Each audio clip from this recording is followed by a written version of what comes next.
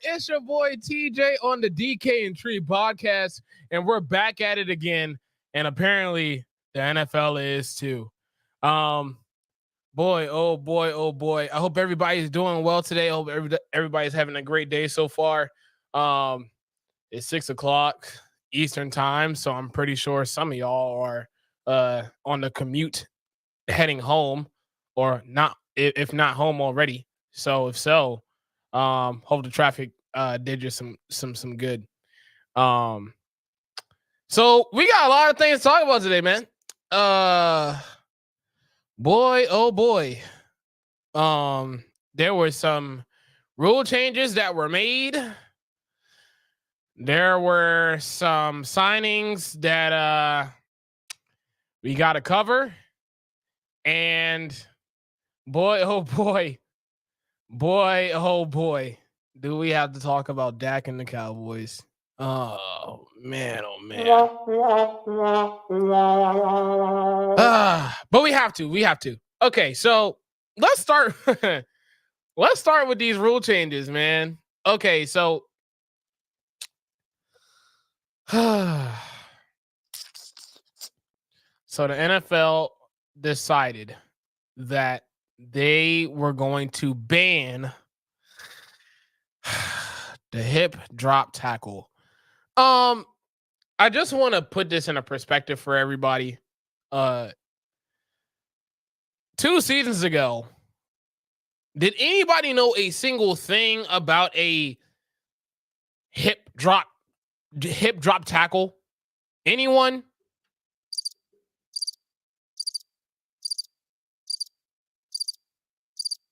Anyone? I didn't think so. You want to know why? Because it wasn't a thing 2 years ago. No one was talking about a hip drop tackle 2 years ago. We have a couple injuries that happened last year, which, by the way, were not done intentionally. Calls for some Mark Andrews, Tony Pollard to get hurt. Well, now we're just going to ban it all together. Okay, so now I wonder, as the NFL, what are we doing? What are we doing? Right? Because if you remember, shoot, 7, 8, 10 years ago, 10 plus years ago, they had the whole change about the hit area, about how can't hit above the head. There's a flag. If you hit, if you hit below the knees, that's a flag. 15 yards every time. No dispute. So this was your hit area. Underneath the chin and all the chest. That's it. That's all you get. You don't get anything else, nothing else. Right? Breaking news, y'all. NFL's offensive players have gotten stronger, faster, at a much better rate than ever before. Right? So those tackles were actually for the defense's benefit. As crazy as it sounds, it was for the defense's benefit. Because at this point, we're just trying to figure out how we can avoid them from scoring. Right? So you had the whole hit area situation. And then now we're banning the hip drop tackle?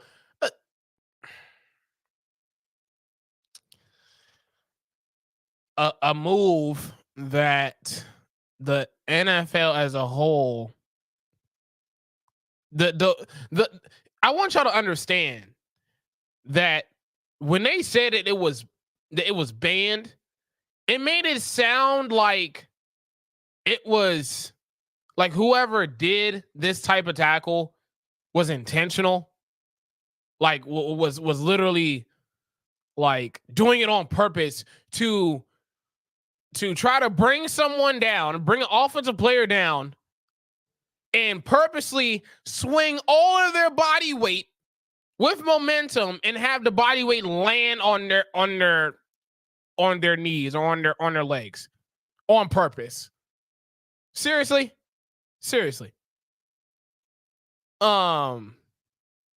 It just boggles my mind. It just boggles my mind. And hey, you know, maybe it's one of those scenarios where maybe I'm being dramatic. Maybe us fans are being dramatic. I don't know.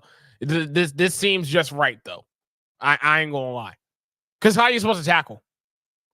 Are we going in the flag football route? Is that just where it's going? Like, two-hand touch.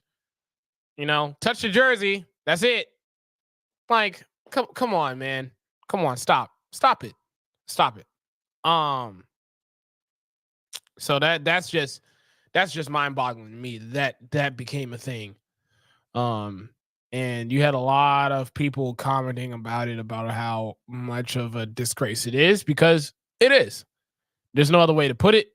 There's no other way to frame it. That's literally just what it is. So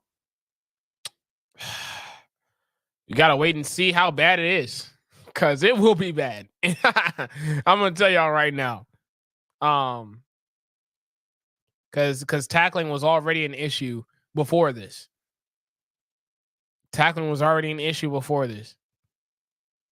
And now you're putting the defensive player in a bind again because of something that is not even intentional. If we're being honest, it's considered a regular tackle. But now we're taking that away because why not? Come on, man. It's insane. So, that just drives me nuts. But then there was another rule change.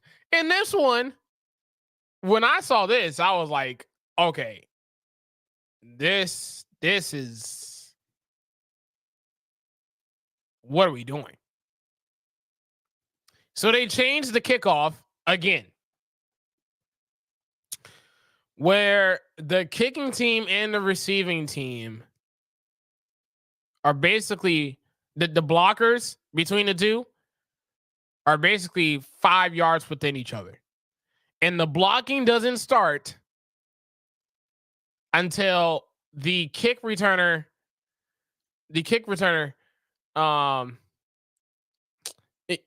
like, come on, ridiculous. Thank you.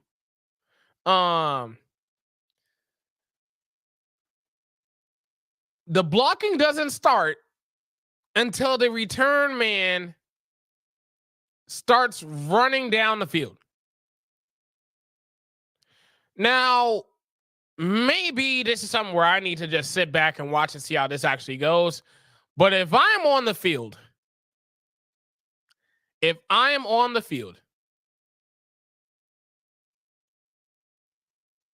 when exactly am I supposed to know that the return man has the ball? Is there going to be like another whistle that's going to be blown? Is there going to be is there going to be some sort of signal to let everybody know, hey, we're going to block. Let's start blocking now. Like, what are we doing? Then on top of that, that's why I find this whole hip drop tackle thing, that being banned, being so funny, but then they implement this. It's so funny to me.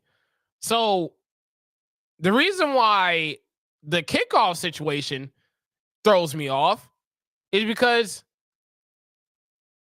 it puts the kicker in a disadvantage and a chance for the kicker to get hurt.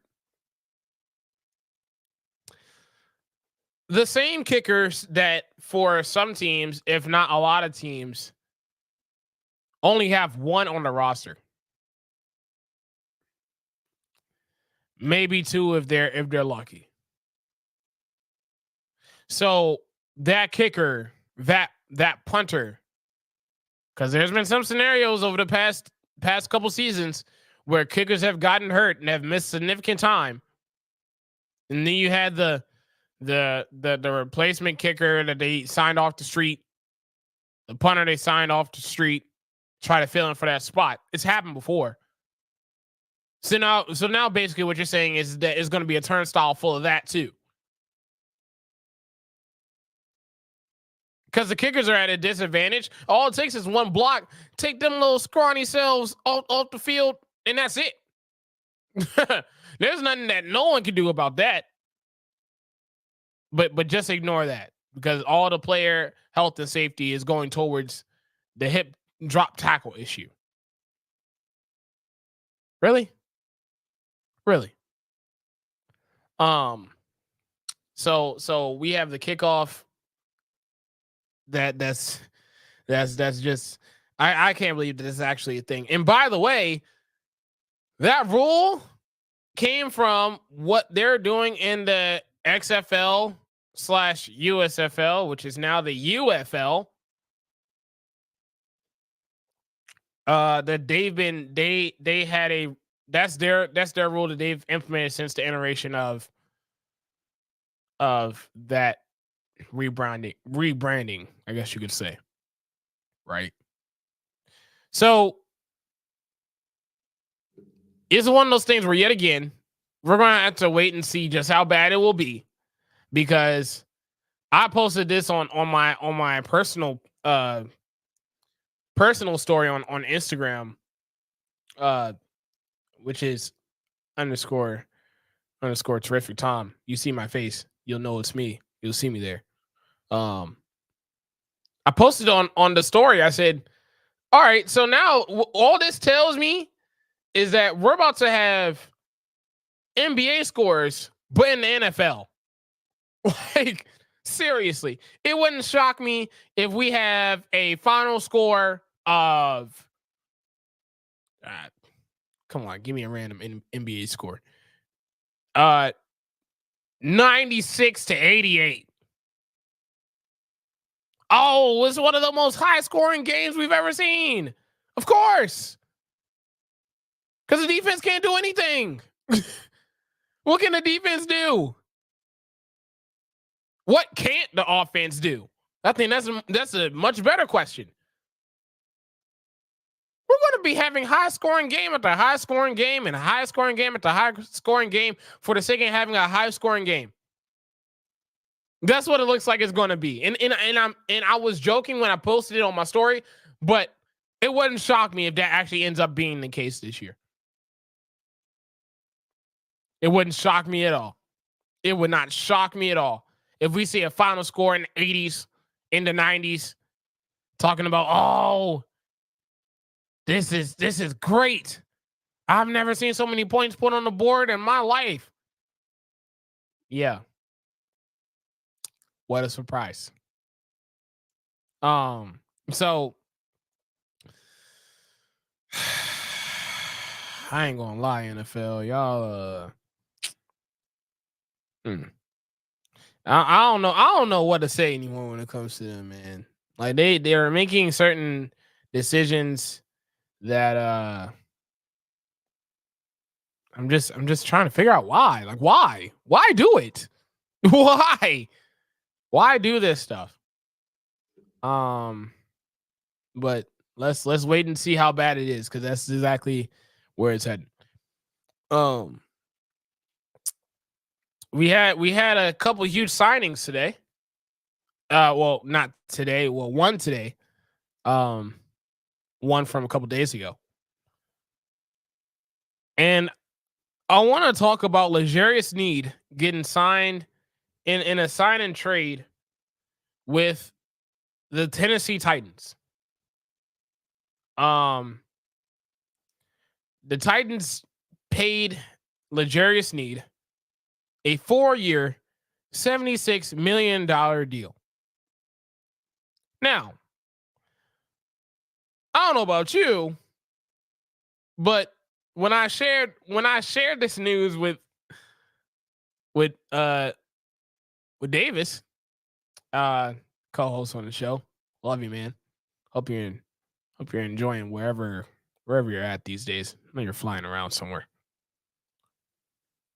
I told him the news, and the very first response that he had was, "Where is Tennessee getting all this money from?"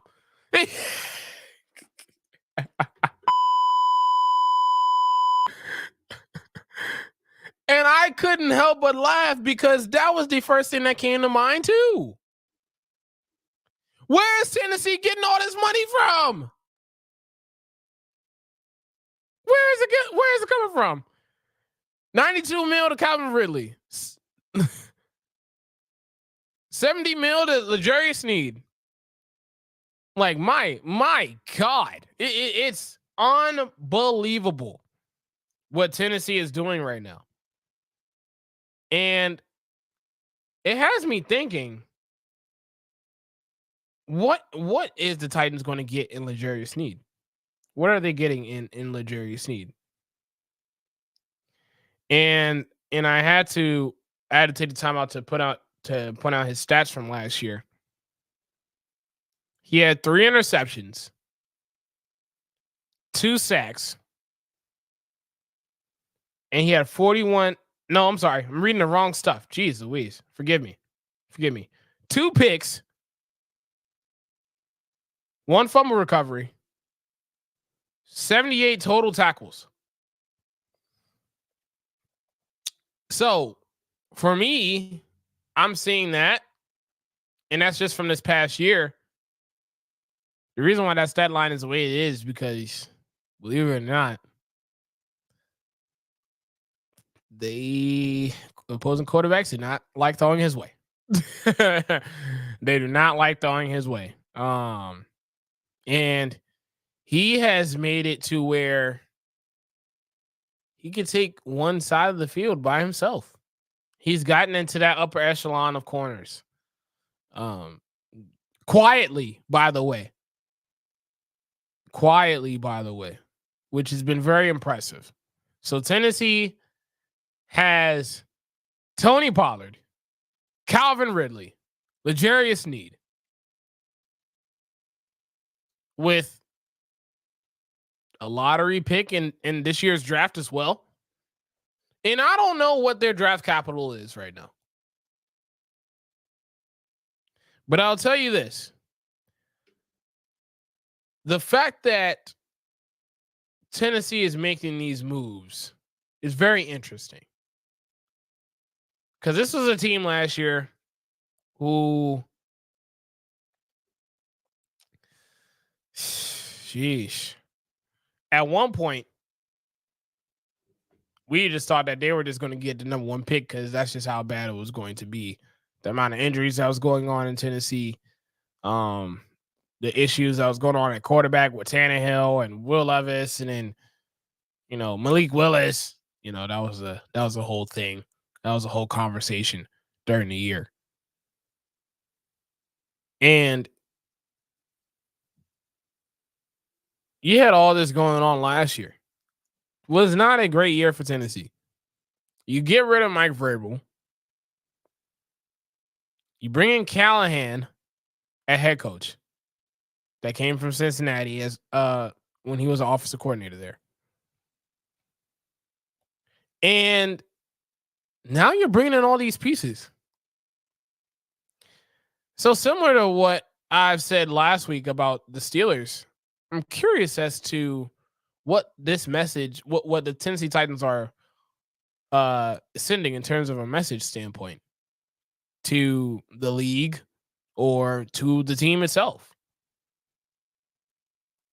Because these moves seem like this is a team that is one great player away to competing for a playoff race, for being in the playoffs, for being relevant in the playoffs. They have an opportunity to do that. That's what these moves are saying. And in a division that has a Jacksonville Jaguars led by Trevor Lawrence and Doug Peterson and a defense that is very underrated. A Houston Texans team that is led by CJ Stroud, DeMeco Ryans, and they brought back everyone and added some pieces such as Joe Mixon and Danielle Hunter. That's what's going on in Houston. You know, by the way, in case you're wondering, Houston won the division last year. Worst to first. And they added pieces. Pieces that helps the timeline that they're in as a franchise right now. Which, by the way, is completely fast forwarded because of CJ and CJ Stroud and what he did last year. Completely fast forwarded now. Then you have the Colts, who is getting Anthony Richardson back, who has Jonathan Taylor for a full season, hopefully, God willing, with some weapons in Josh Downs and Michael Pittman Jr. Hey, Tree. What's going on, Tree? Michael Pittman Jr., Josh Downs, an offensive line that, please, these days, can we just get a clean bill of health? Because if we know anything about the Indianapolis Colts, they could block very, very well. And they have been. They just haven't been able to stay healthy. You could have some question marks about the defense, even though they shored up their cornerback room with bringing back Kenny Moore. But even still, that's the Colts. A team that also is going to make some noise this year. That's the plan, at least. So you're Tennessee, and you're making these moves, and it's like, ooh, okay, all right, I like it. Okay, L'Jarius Sneed, Pollard, Ridley. I'm like, okay, don't know where you're getting all this money from. But, okay, cool. And it would suck to do all these moves with a certain expectation just for y'all to not even scratch the surface of getting 7 wins this year. That would suck a lot. So, hey, look, it's one of those things where we're going to have to keep a close eye on what Tennessee is doing right now. They look like a team that's starting to put some pieces together, looking like they're being a little bit, like they're ready to go for this upcoming season. Let's see how that goes. So I saw something else today. Dak Prescott and the Cowboys have decided that Dak is going to finish out the season on his current deal. And I saw that, and the first thing that came to mind was, this is bad. This is real bad.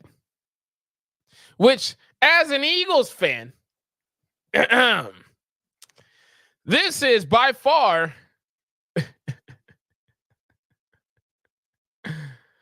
one of the best feelings in the world. I ain't gonna lie. I'm sorry. I'm sorry. It just is. It just is. Seeing Cowboys having to struggle with any sort of misery for the whole world to see is a sight to behold. I will say that. And so when I saw that Dak is going to finish his year out on his current deal, I said, so let me get this straight.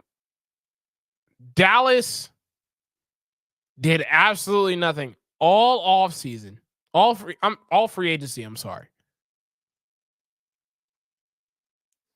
because of the fact that they couldn't figure out Dak's contract. Just to still not figure out Dak's contract? Just to not figure out Dak's contract still. Because the conversation is they missed out on Derrick Henry, on a Calvin Ridley, even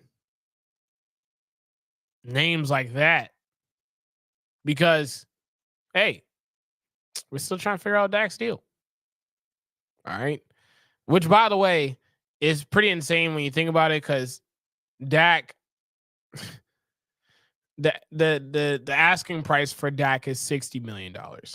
And I don't know about you, but if there's one guy I am not giving $60 million to, it's a guy who hasn't done a whole lot of success for me in the playoffs. Just not going to jump out of my seat to do that. That's just me personally, though. If you want to reward him for his service during this time, post Tony Romo and things of that nature, if y'all want to reward him for winning games, okay. I guess. But what are we really doing here in Dallas? Outside of CeeDee Lamb,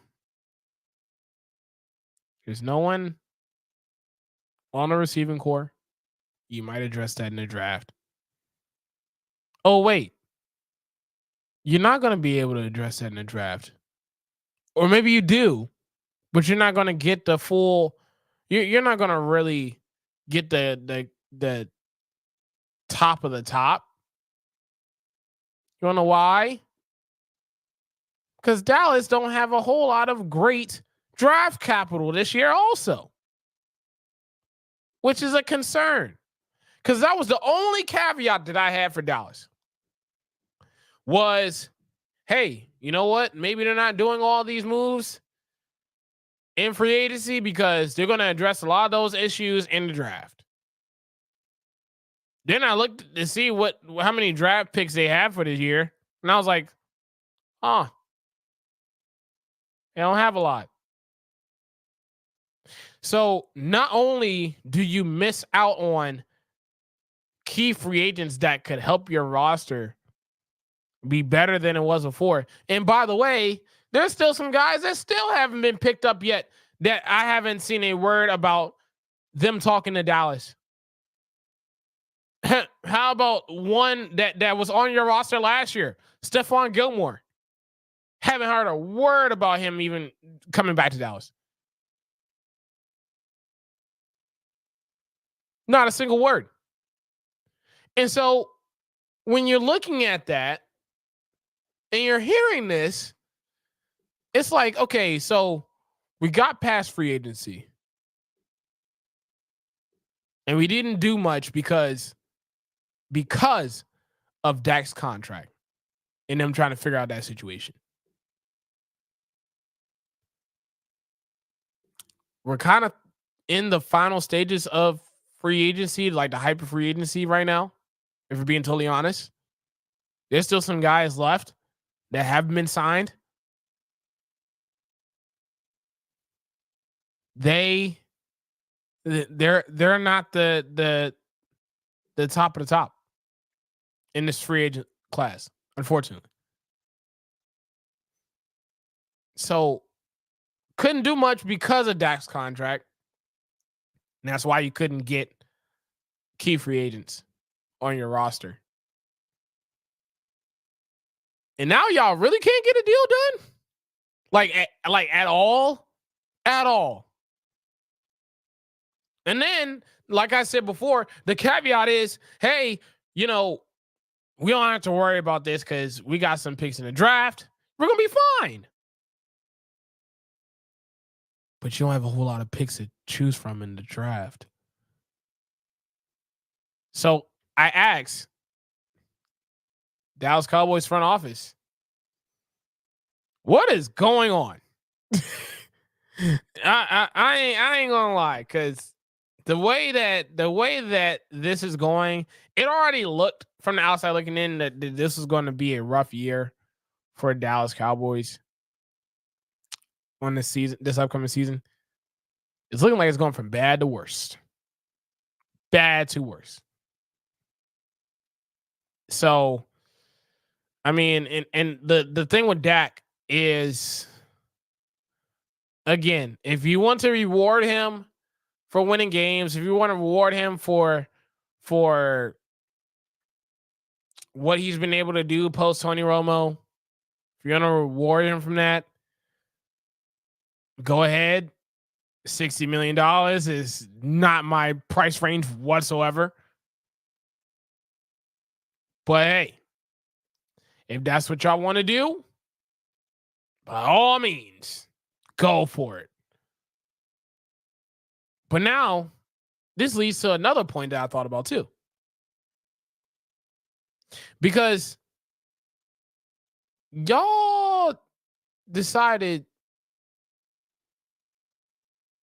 to let him play out this current deal. Not a whole lot of draft capital. And let's be hypothetical here, right? Let's say Dallas goes on a huge losing streak. 5, 6, 7 in a row.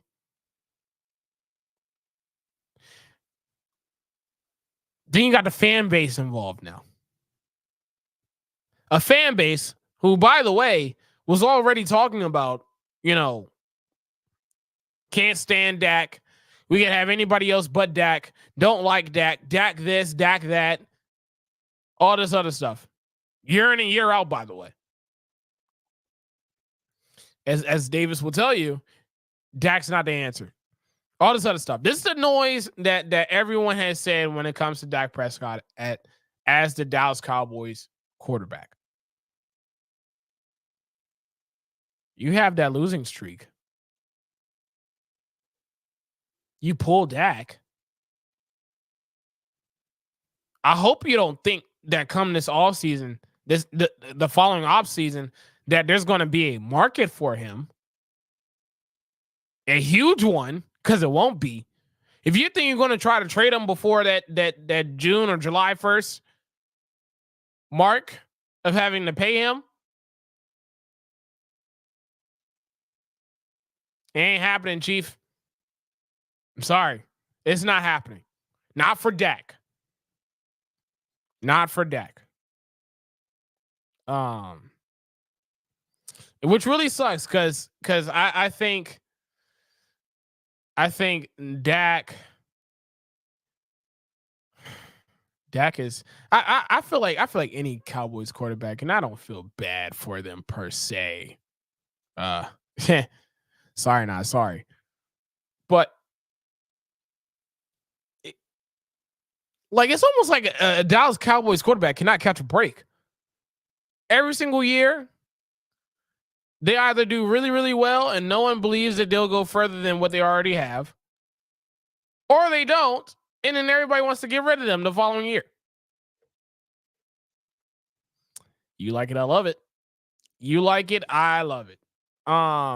So it just goes to show that Dallas is really in disarray right now. And hopefully they can solve some of these issues with the remaining free agents that are left.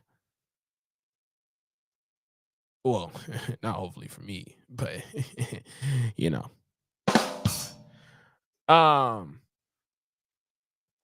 But hey, maybe they address some of those issues in the draft with the remaining free agents that are left. But if not, this is gonna be one long season for the Dallas Cowboys. A long season that, might I add, I will love. So, Just wanted to put that out there. So we had another signing today of the Steelers picking up Cordarrelle Patterson, the return man from the return man / running back / wide receiver. I feel like he plays every single position these days. Cordarrelle Patterson, coming from Atlanta last year, didn't get a whole lot of playing time last year. I know he missed some time due to injury. But they signed him. They signed him to a 2-year deal. Steelers signed him to a 2-year deal, and it was one of those things where I said, "Okay, cool, okay, 2 years, $6 million. All right, I like it." So now I gotta ask again about Pittsburgh. Is what do these moves?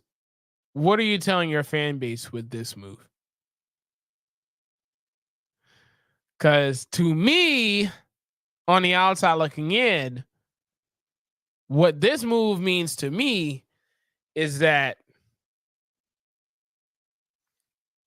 Pittsburgh is not too far away from being a contender.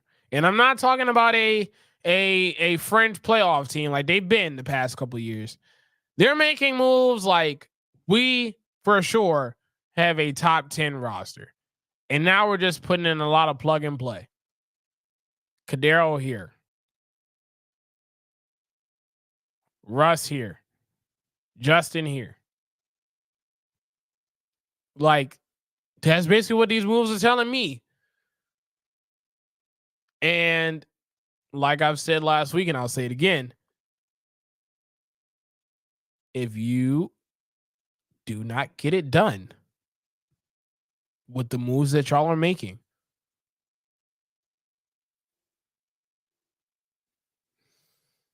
it's going to be rough, extremely rough. Next offseason might be the loudest Pennsylvania has ever been in its entirety. If the Pittsburgh Steelers do not get it done, if they do not go into the playoffs, if they do not shoot, if these moves start right, if they start, I'm trying to tell you, the expectation will grow. If they start picking up some high end veterans on offense or throughout the rest of the roster, on top of what they do in a draft, which by the way they draft very well when it comes to weapons at wide receiver. Hines Ward, Antoine Randall, Antonio Brown, Deontay Johnson, George Pickens. List goes on and on. They do a pretty good job. Okay. They do a pretty good job. So y'all making these moves, and I look, I'm not critiquing the moves. Let me make something very, very clear.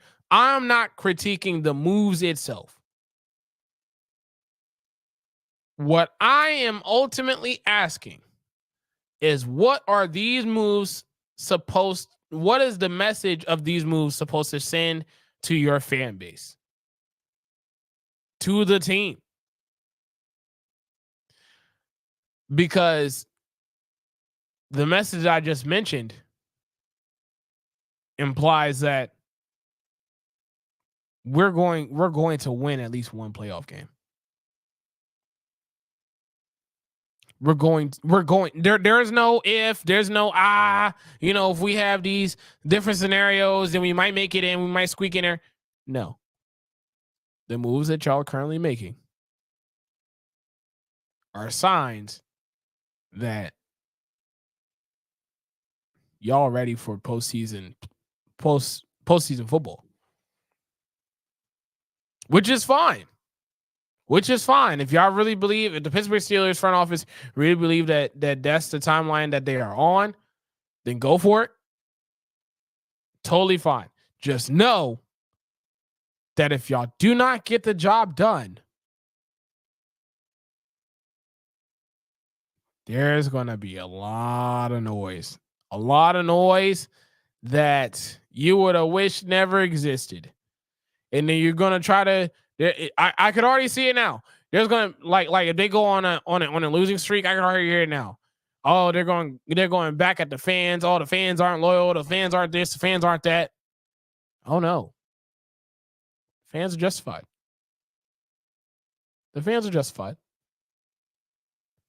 Y'all made these moves. Y'all are starting to bring in some hype to this team. Whether it's not, massive or not. There's a lot of intrigue about Pittsburgh Steelers football these days. So the expectation is that with the moves that y'all are making, that y'all will get it done and win a playoff game.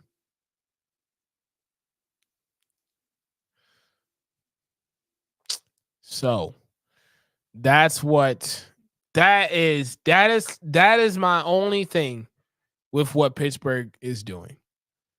And hey, like I said, if that's what they want to do, by all means, go for it. By all means, go for it. If that's what you firmly believe that your roster is capable of winning a playoff game, if that's what you firmly believe, go for it. Go for it. But just know, if you don't get it done, there's going to be a lot of eyes. There's going to be a lot of noise. There's going to be a lot of stuff that people's going to have to say. And when they do, I personally don't want to hear a whole lot of pushback. Me personally. So, just wanted to put that out there. Pittsburgh front office. So, the NFL has officially lost its mind.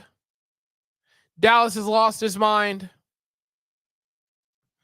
Pittsburgh is low-key having an identity crisis. Tennessee is finding money from an imaginary vault that none of us knew existed. And be prepared for some high-scoring football, baby, because the hip drop tackle and the kickoff being changed, the kickoff rule change. Oh yeah, it's expect some high-scoring games. Expect some high-scoring games. Expect a final score of a final score of a 107 to 93, like the NBA. Be prepared. Be prepared. Because with these decisions that they're deciding to make, oh boy, it's quite insane. I ain't gonna lie. It just is. So again, thank y'all so much for joining me and watching the DK and Tree podcast with your host for tonight, TJ, on the ones and twos. Thank y'all so much for watching. Y'all are awesome, man. Y'all are awesome, man. If you're watching this on YouTube or on Twitch, like, share, subscribe, and ring the bell icon for notifications, because we're going to drop this stuff every single week, every single Tuesday. Or if there's any chaos that ensues before then, we might be on right on that day. So it may not just be a Tuesday. It may be any day. So thank y'all so much for watching this show, man. It's been awesome. And follow the DK and Tree podcast on any and all platforms. Facebook, Twitter, I'm sorry, X. I still to this day can't get used to saying it. YouTube, Twitch, And we're signing off, man. We're signing off. So thank you.